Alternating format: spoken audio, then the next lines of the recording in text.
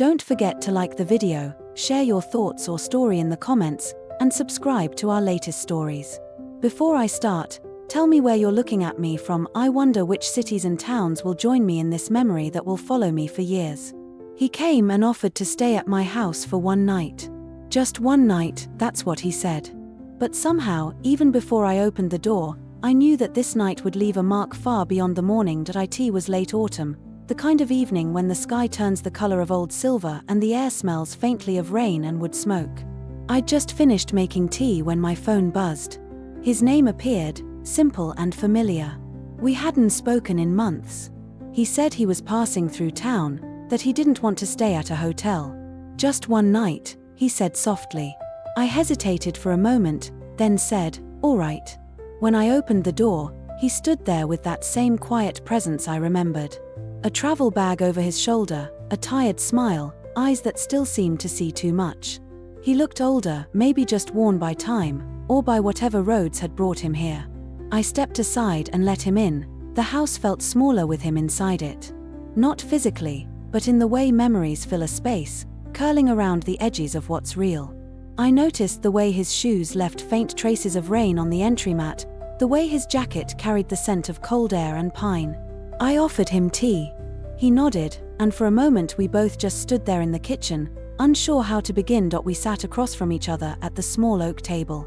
Steam rose between us, twisting and fading. Conversation started with safe topics, work, places, the changing weather, but gradually found its way into quieter corners. We talked about how fast the years had gone, how certain people disappear from your life without meaning to, how sometimes you find yourself missing someone you thought you'd forgotten. He looked at me then, not with longing, not even with regret, but with a kind of honesty that was hard to meet. I never stopped wondering how you were, he said. I smiled, though my throat tightened. You could have asked. He laughed, softly. I didn't think I had the right anymore. There was something deeply human in that moment, two people who had once shared a story, now older, maybe wiser, sitting in the warmth of a quiet house as the rain began tapping gently against the window. I realized how much had changed.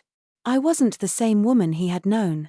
And he wasn't the same man who had left. Later, I found myself showing him the garden through the glass door. The lights from the kitchen spilled softly over the wet grass.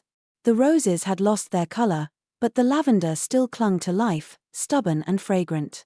You kept it alive, he said. I tried to, I answered, not sure if we were still talking about the garden. When it was time to sleep, I made up the guest room. Fresh sheets, a folded blanket, a small lamp by the bed. He stood in the doorway, thanked me quietly. For a moment, we just looked at each other, no tension, no pretense, only that quiet understanding that sometimes one night can hold years of unspoken words. Before I turned to leave, he said, "You know, I didn't come because I needed a place to stay. I came because I needed to see if the years had changed how I remembered you." I didn't know what to say, so I just nodded. "They've changed us both," I whispered. That night, I couldn't sleep. I sat by the window, watching the rain slide down the glass, thinking about how people come back into your life, not to stay, but to remind you of something you once forgot. In the silence of the house, I could hear him turn over once in the guest room, the faint creak of the bed frame, and then stillness. Morning came slowly, with pale light and the smell of coffee. I found him already awake, standing in the kitchen, pouring 2 cups. We sat again at that same table, but something was different now. There was a peace in the air, a quiet closure. He left after breakfast. I watched him walk down the path, the early sun catching on the dew-covered leaves. Before he reached the gate, he turned and lifted his hand in a small wave. I waved back. When the door closed behind him, the house felt both emptier and lighter. I realized that sometimes, a person doesn't come back to restart a story, they come back to finish one gently. And maybe that's what that night was, a quiet ending to a chapter that had waited too long to be closed. It didn't hurt the way I thought it might. Instead, it felt like peace had finally found its way in, like the last note of a song that had been echoing in my heart for years. Even now, when I smell rain or hear a knock at the door late in the evening, I think of that night. One night that reminded me that closure isn't about saying goodbye, it's about being grateful for the chance to see someone one last time, and realizing you can let them go with warmth instead of sorrow. And though he's gone again, I know this. Sometimes one night is all it takes to understand the distance between what was and what still remains in the quiet corners of your heart.